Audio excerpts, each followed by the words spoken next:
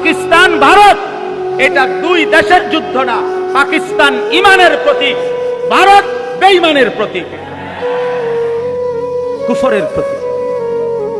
এজন্য ভারত পাকিস্তান যুদ্ধ না, ইমান আর কুফরের যুদ্ধ। ইসরায়েল ফিলিস্তিন যুদ্ধ না, ইমান আর কুফরের যুদ্ধ।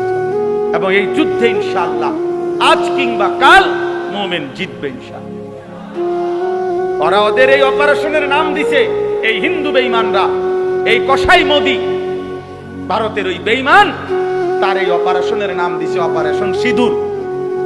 এটা হিন্দু ধর্মের একটা চিহ্ন, হিন্দু নারীর চিহ্ন, কপালে সিঁদুর দেয়। এই সিঁদুর, এই আক্রমণের নাম দিছে অপারেশন সিঁদুর। তার মানে কি? ধর্মকে টেনে আনছে তারাই, ধর্মীয় প্রতীক তাদের এটা। তারা বুঝাইতে চাইছে এটা ধর্মের যুদ্ধ, এটা তারা ধর্মকে পাশে টানলে